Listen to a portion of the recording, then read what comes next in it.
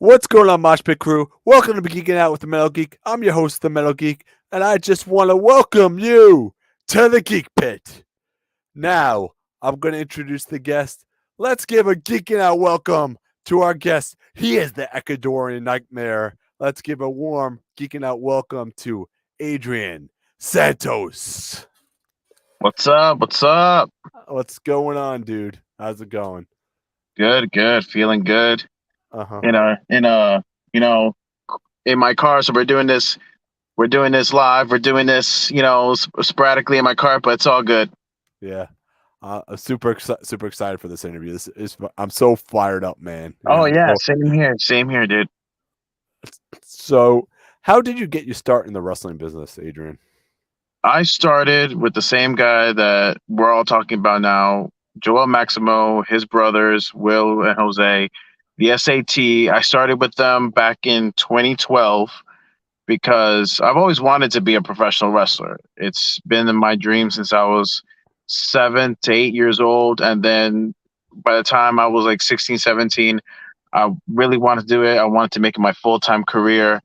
So there was a number of options that I wanted to pursue and look for. Like I even thought about going to Florida when it was, Team 3D Academy. I was researching them, and then I realized I might as well just stay in New York and find something here because that's when I discovered little bits of the indies, figuring out schools and stuff.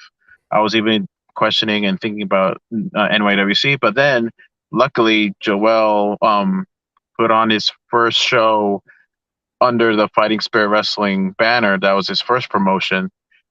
He did it locally, like only a couple blocks away from my house. I went to the show, had fun. That was my first indie show ever to watch. And I watched his brothers. I watched other guys that I grew up with in the business, trained with, and then officially started training in February 2012 and had my first match in June 2012. So, and I've been a professional wrestler ever since. Yeah. So, what would you say, like, the biggest advice Joel gave you to be train when training?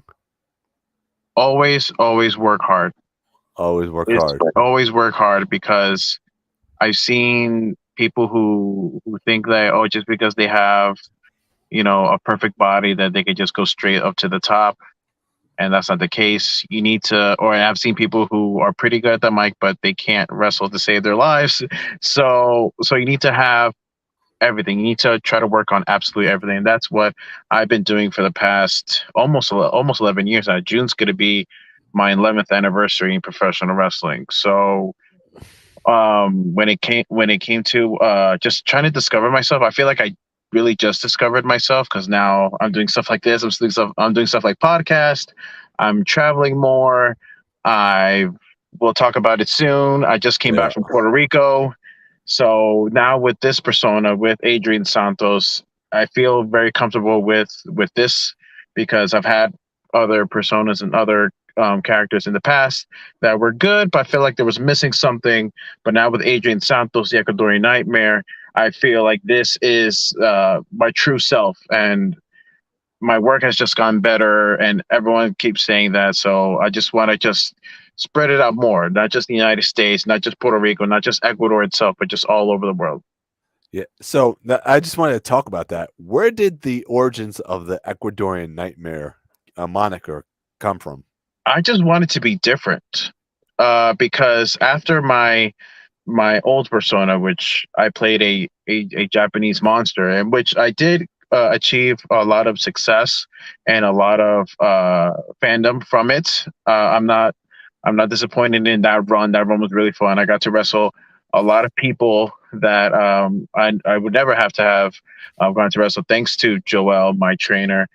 Guys like Callahan, guys like Evil. Well, before he was Evil, from New Japan Pro Wrestling, Chuck Wow. Taylor, Drew Gulak, Grim Reaper, Jigsaw, those guys, Monster Mac.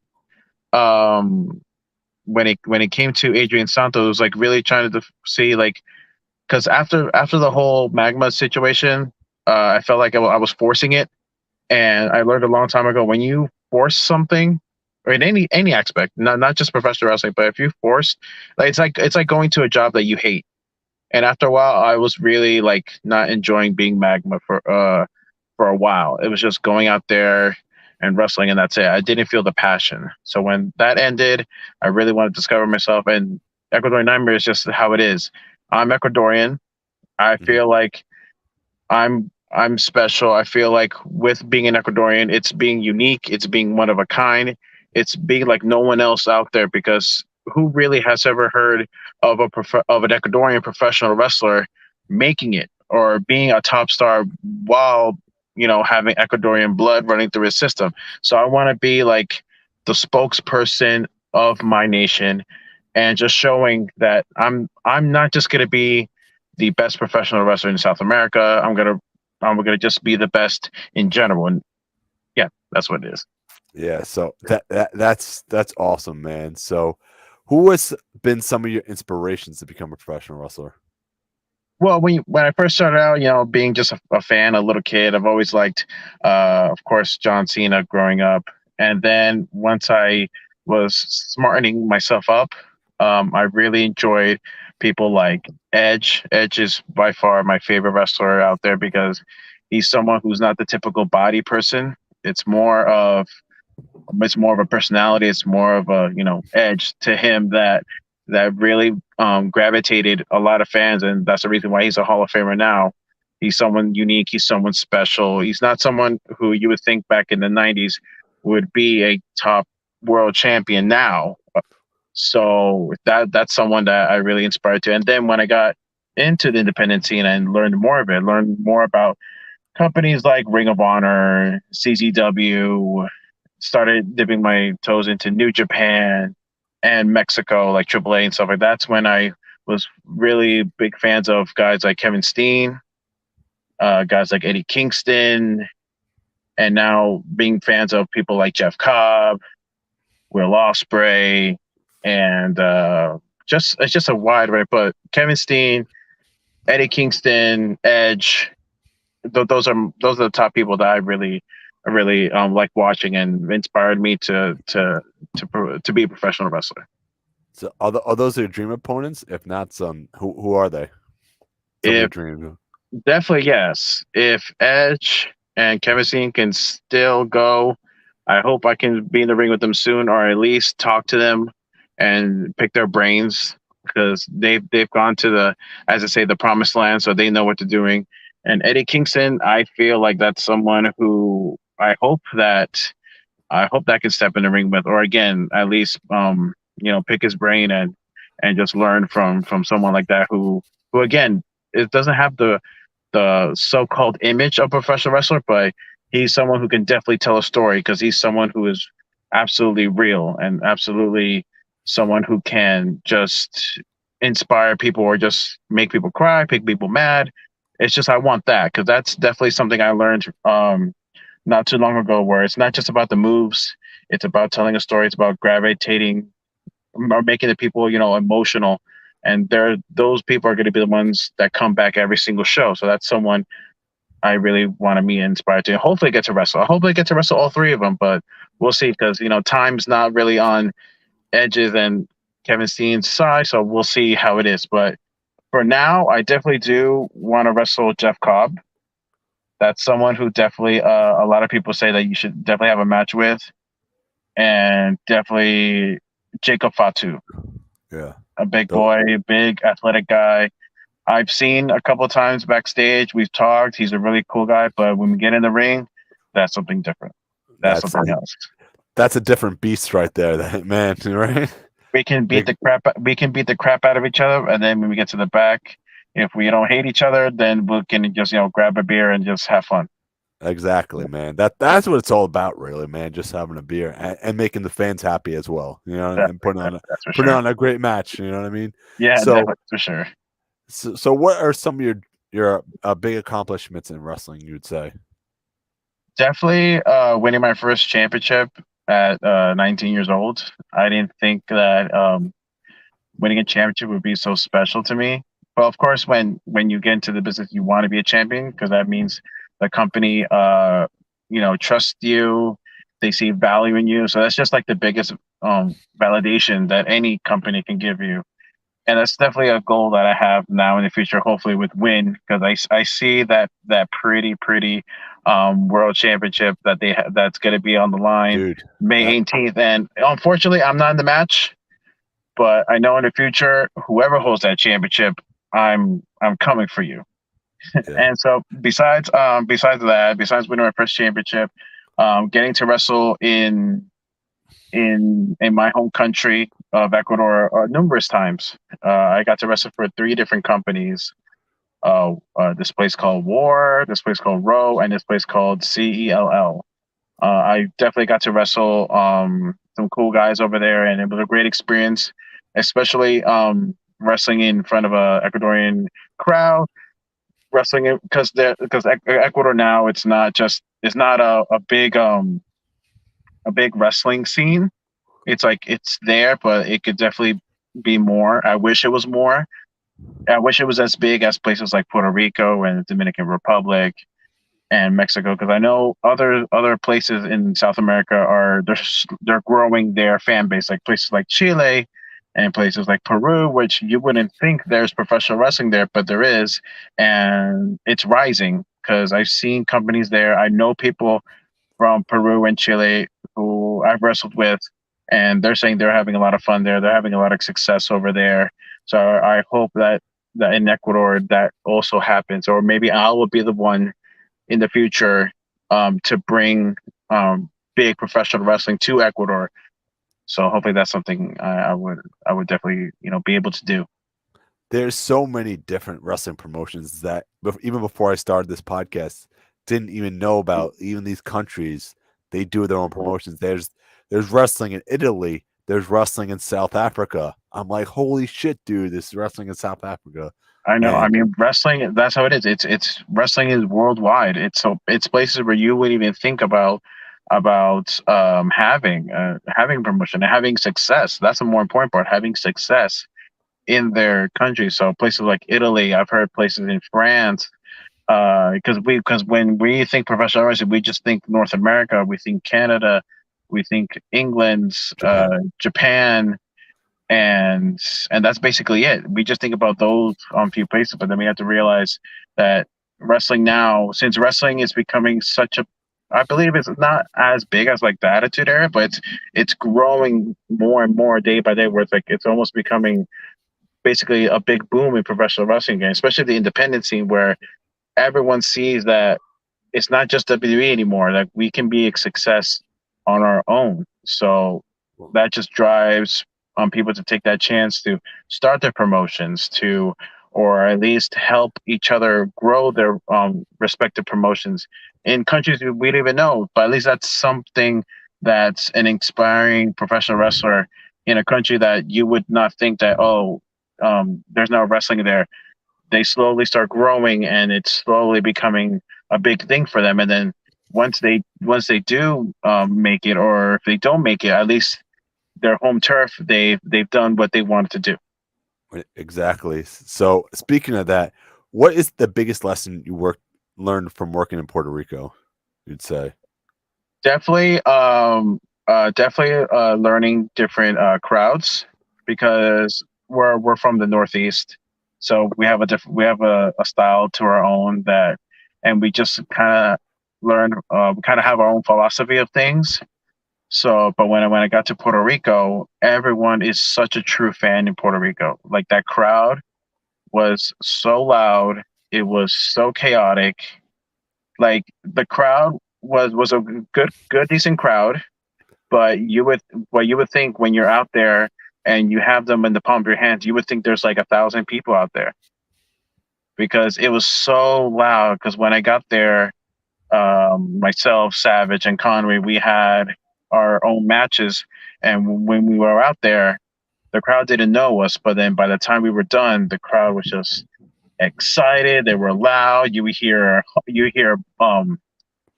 bells, you hear screams, you hear like blowhorns. It's just chaos over there. So I definitely learned how to bring get the attention out of that Puerto Rican crowd, which has a history of either they really hate you or they really love you. And I think myself and Conway and Savage, we accomplished that where like they definitely do want to see us again in the near future. Man, I can't wait, man. Hopefully, there's a wrestling is now show from Puerto Rico, man. We could actually. That is something I definitely want to do. Hopefully, a couple of their guys can come to win, and we can tear the house down, and hopefully, a couple of us, we had our three, and hopefully more people can go to Puerto Rico and just do a really big show because I know there is a big audience for CWA, and they're just growing. They're doing like this whole big revamp. So it's basically starting from square one, just like Win. Like Win, our first show in Win, it was such a big sellout. It was such a big moment for us because we see that the crowd was into it. There were a lot of people showed up, and same with CWA. This was their second show after their revamp, and a lot of people showed up, and a lot of people were into it. They were loud, they were having fun, and hopefully that company grows, and hopefully that we can be the ones that help them grow, so we can just all enjoy a professional wrestling. Oh, I mean, the end of the world is near. Oh, Ian Aldwin, yeah, that is. No, man. I have history with Ian, and Ian's a big tough dude. Same with Sal, but we never know with Win, especially with myself and Serrano. The homies. We'll see if myself, Serrano, and the end cross paths in a Win ring. Yeah. So how, speaking of that, how is the style from in Puerto Rico opposed to the style in America? Is it like It's very there's some hard hitting, especially the posts I put up on Instagram. I faced two tough guys, two tough vets in Puerto Rico with Super Georgie and excuse me, I can't remember the other guy's name, but they were both really tough. The style is, of course, they like to mix lucha, but it's more about getting the crowd on their sides. They love going to the outside. I remember the first time with Super Georgie, we went to the outside and the crowd are into it. They just love to have but love to be with the wrestlers. Like they want to be a part of the show so bad that they'll go almost even like touch the wrestlers or try to get involved because they love the chaos, they love the drama, they love the excitement when they see professional wrestling, and yeah, that was just really fun to see. that man? So would you say it's like a strong style, or is it say it's It was so it it's a was more yeah, it's they almost like want to be a hybrid now. It's definitely hard hitting, like strong, like it's almost like Puerto Rican strong style, Puerto Rican strong style mixed with lucha. Um, yeah, I would say it was those two things yeah? from before my match and after my match. I was watching the other performers at CWA and seeing how they wrestle, and it's basically those two styles mixed.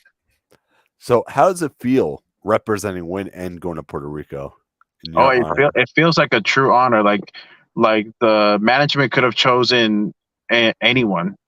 And I believe they made great choices. It was supposed to be four of us, but unfortunately, Hamlet Hurst couldn't make it due to some other things he had to do. But myself, Conway, and Savage, we all went to Puerto Rico knowing that we had to kill it just to show not just Puerto Rico, but to show all the tri-state areas, show basically the whole world that wrestling is the best company out there. Wrestling is now is gonna be the next big thing. It could be Mhm. the next Ring of Honor. It could be the next big company. Since since we went out there and represented, now we're international. So it's not just the states. It could be anywhere. Who knows if we can go to Mexico? Who knows if we go to Canada? Who knows if we go to Europe? Or we hop on a plane for 18 hours to go all the way to Japan. I definitely do want wrestling is now to be a worldwide thing. Definitely, man. And you actually had a story before we went live on the air about Joey Conway. If you want to talk about that a little bit. Oh, okay. Just opening the curtains a little bit, as they say. But I'm Yeah. sure Joey will be fine with the story, and hopefully you have him on your I show just, soon, and he can tell you the I story. just had I just had him before. Oh yes, yes. Actually, You you sorry, went my bad. You did. Yeah. right before he went to Puerto Rico. I had him, and Hopefully you have him again, so he'll tell you the story himself. Where when we got there on Saturday, Saturday around like 1 o'clock, the promoter and his right hand man, both really awesome guys. Shout out to Lynx and Sonic. They're both really cool dudes. They really took care of us out there. And so the first day we got there, before the show, we went to go eat because we were all hungry. We had a little bit more than 3 hour flight. And Conway, myself and Savage were both Hispanics, and Conway, of course, is not Hispanic, so he doesn't know Spanish, and he's just experiencing this culture, as am I, but at least it's way different for Conway. And we went on a live showing the food that we ate. Jose Jose Maximo popped up on the live and said that we have to try quesitos. So it's like a pastry with cheese inside. Like, if we're in Puerto Rico, we have to try that. So it's like, okay, and then Sonic, the promoter's right hand man, bought us one. We all tried it. It was absolutely delicious. It was absolutely incredible. And then the funny part, when Conway was like, he was trying to pronounce the word quesito, I can't like the pronounce it pastry, either. and he couldn't do it. There was like 3 or 4 or 5 tries, and we were all just kept laughing that he couldn't pronounce it. He was laughing too because it's just funny for him. I think he said at one point, like, it was because he said casino instead of quesito. so it's like it was all funny. That's like our inside joke now. And it was just really, really fun experience. It was just funny. And Oh yeah, man, that's the story. That's the story of the quesito, or as he likes to say, casino. He likes to say casino. when I have Joey back on the podcast, man, I gotta ask him just about this story, man. This Yeah. story sounds absolutely fun. Ask him about. I'm not gonna spoil the other part, but ask him about quesitos, the story we just met, and ask him about mofongo. Mofongo. Yes, Okay, he'll know what I'm talking about. If he's listening on, he'll know what I'm talking about. So Mofongo, so man. trust me, it'll be a good story to tell. Oh man, that's that. So recently, let's talk a little bit about Win, because recently, Definitely, I yeah. think I believe it was today, the Slime Balls made some comments about I you saw guys that. and I the saw. audacity.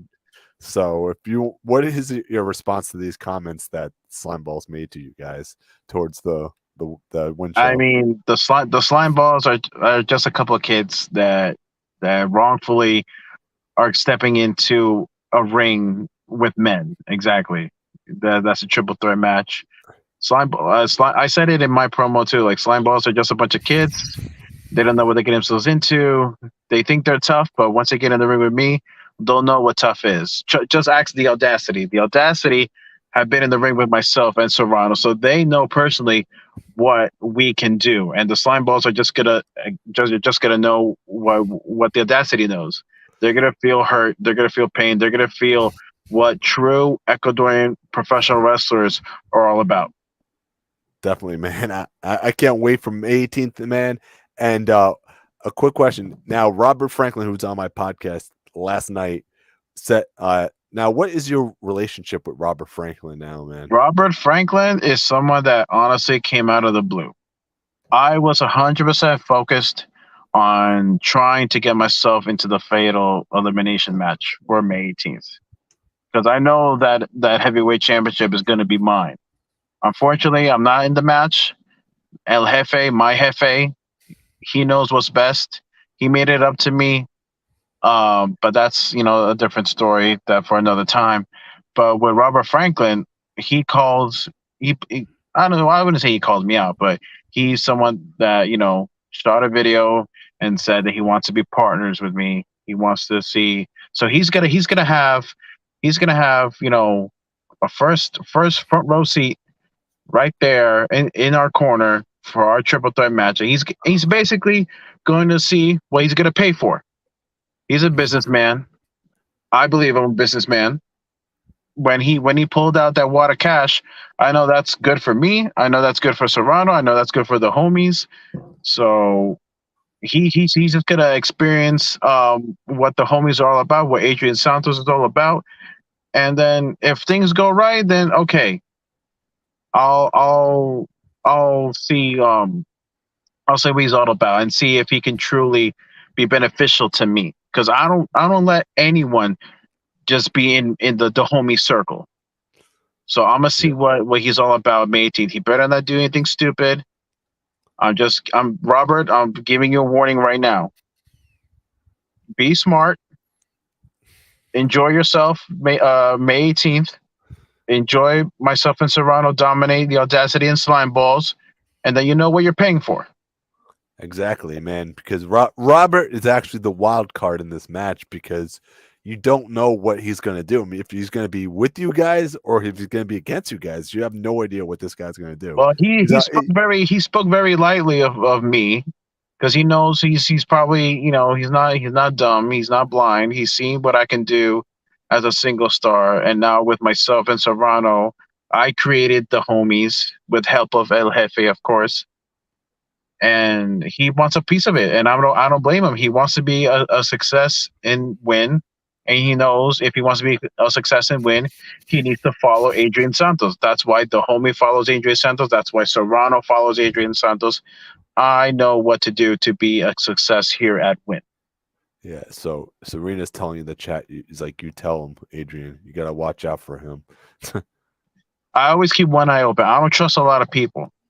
I Uh-huh. definitely don't trust a lot of people. So I'll keep my eye on him, and my other eye is on the Audacities and Slime Balls. Yeah, because those slime balls, man. I don't know if you wrestled them, man, before, but they're kind I've of seen, sneaky. I've seen their work. I definitely was looking at their match with the end back at the big fight. So I know at least a little bit of what they're capable of, but they don't know what the homies are capable of. They're very So sneaky they too. they better they better try their best. They better work out as much as they can. They better train as hard as they can because once you get in the ring with me, it's a whole different thing. Mhm. Yeah. So what are some of your goals at Win right now? Your goals. Be completely dominant. Have that heavyweight championship. That's the only thing I'm thinking about right now. I'm helping Serrano. I'm helping the homie. I'm making sure they're a success, but they know what the big goal is. I help them. They help me become heavyweight champion, and I will take the heavyweight championship, and I will take Win to high places. I just came back from Puerto Rico. What how amazing would it be if I became the Win heavyweight champion and take it to places that I want to be at, that places that I know I want to be success. Because it's not just in Stereo Garden, Long Island. It's not just going to be at the Mecca in Richmond. I want to take it to all over the United States, and I want to take it all over the world to make it a real world heavyweight championship. I know Yeah. I'm the man to do it.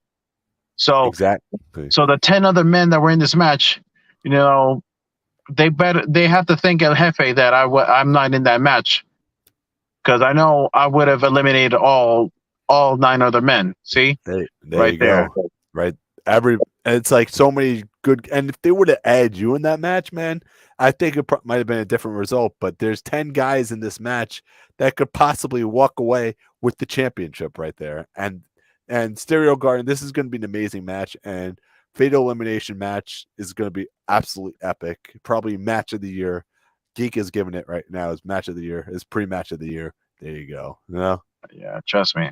If I was in that match, it would have been match of the decade or something. but Definitely. but I have a lot of history with men in this match. A lot of them seen what I can do, and a lot of them felt what I can do. So all I'm saying is good luck to whoever wins that championship. But just know I am gunning for you. I can handle a bunch of things. I can handle the success of the homies, but I can also handle the success of Adrian Santos. Do you So have a just pick? watch out for whoever's heavyweight champion. Sorry. Do you have a pick for that match that you would like to fight for the title? I'll fight. I'll fight everyone in that match. It doesn't matter to me.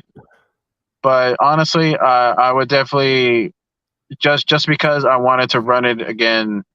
I didn't get the chance to wrestle him in Puerto Rico, but definitely PJ Savage PJ Savage, or man. Joey Conway. If one of the two become heavyweight champion, though they know they've seen it firsthand what I've done what I can do in Puerto Rico. So they know that if they get in the ring with me, it's going to be a tough fight. And probably the result is walking out heavyweight champion will be Adrian Santos, the Ecuadorian Nightmare. I mean, I saw some of those photos those photos were actually brutal, man, from the Instagram story. Oh yeah, trust me. I can take it. I can take anything. Yeah. My skin will say that. Oh, I can't take anything. But trust me, my heart and my spirit will take on anything. I've done this for so long where not a lot of things fade me, so I can handle anything. Yeah. So, where do you see Win in 5 to 10 years? You'd say. It's gonna be just the one of or the biggest companies out there. We're talking about probably, like I said before, the next Ring of Honor, where we can hopefully contract our guys. We can run this like one of the big major companies like AEW or WWE, where our guys would be so happy and satisfied that they wouldn't even want to go to other places. That we'll be able to take care of them, and we'll be able to be in big places. Like I don't want to just be just in the tri-state area. I want to take this all over the United States and hopefully do international tours and work with other, because that's what it is. It's about working together to survive and to strive in this crazy world of professional wrestling. So we could just work with other big companies that see that we have great talent, and yeah, just to make this really really big, where we don't need anyone else. It could just be us, and we'll make a lot of money. We'll make a lot of success, and just be that. Just be one of the best companies out there. Damn, man. I have full faith in Ring of Honor, man, and it Win right now because Win's gonna take it like to that next level, and I fully believe. Exactly. Like look at the Mecca. Look at the big fight. That crowd was huge. We Uh-huh. broke the attendance record for the Mecca. And Definitely, I have no doubt that we're gonna do the same thing at Stereo Garden. That place is definitely, gonna be loud. That place is gonna be packed, and they're gonna see the best professional wrestling out there. and that card is stacked, by the way. It is. It is. Besides the heavyweight title match, besides my triple threat match, there are other matches on this card that are definitely, either they're gonna fight each other to be match of the night, or at least everyone's gonna be happy with what they're seeing. No one leaving Stereo Garden is gonna be dissatisfied because they will see and they will say that wrestling is legit. Wrestling is gonna be the next big thing. Yeah, we can't say enough things about the 6-man tag now between the new Backseat Boys and Johnny Cashmere against the SATs. That match is another match that now may be Oh another yeah, definitely. sleeper right there, man. I, That I match is I like have years in the making. I have no doubt that match is going to be amazing. That match has history. That match has lineage. It's about the past. It's going on to the future with the new backseats, and that's a match I'm definitely gonna be happy to see. Yeah, definitely. Johnny Cashmere, the new backseats, the SATs. That match is going to be insane. That match, that and the Alec Price versus Encore Moore is another one. Oh yeah, Which those two are some young guys that I hopefully in the future I will have the pleasure to working with both of them. I definitely talked to both backstage at other companies, but now it's gonna be Win is gonna be showing these two guys, and Win is gonna be have the pleasure of showing Stereo Garden what these two guys can do. I've yeah, seen what these two guys can do. They're both very talented, and everyone is just gonna be amazed at what these two can do. yeah, can't wait. May 18th. If you haven't bought your tickets, The link is actually in description, so please buy your Yes, ticket and see everyone, it. please go out and buy your tickets. Trust me, you don't want to miss this. You don't want to miss any win event, and you definitely don't want to miss this show because we are crowning a new heavyweight champion. You're going to watch Adrian Santos destroy two other tag teams and continue his legacy. And there you go. The heavyweight Uh, championship is going to look amazing on someone's shoulders, but it's going to look better on my shoulders. I mean, Hopefully in the future. to be honest, that belt is a beautiful looking belt. I think that's probably one of the best belts I've ever seen. It's really nice. I really, really love the championship. The first time I saw it, I was like, "This looks amazing," and I definitely want it. And I have no doubt that I'm gonna have it. I don't know when. The right moment needs to come in. The right opportunity needs to come in. But when that right opportunity hits, I know I'm not gonna miss. And you're gonna see Adrian Santos become heavyweight champion here at Win. Definitely. And do you have any social medias that you want people to follow you? Yes, you can follow me at Adrian Santos Nightmare on Instagram. Same thing on Twitter, and you can just look for me, Adrian Santos, on Facebook. And do you have any upcoming shows, or we know Win, obviously. Right now, I'm focusing on Win, but you'll never know where Adrian Santos will pop up. I like to just be everywhere and anywhere, anytime I can. But right now, for May, I'm focusing on Wrestling Is Now. I'm focusing on the homies. I'm focusing on becoming a success here at Win, and yeah, that's what my mindset is at right now. All right. So Adrian, thank you so much for coming on the podcast. This has been an awesome interview. Yeah, man. Thank you. Thank you for having me too. It was really fun talking to you. I'm the Metal Geek. This is Adrian Santos. Peace. You'll see you guys in the next one.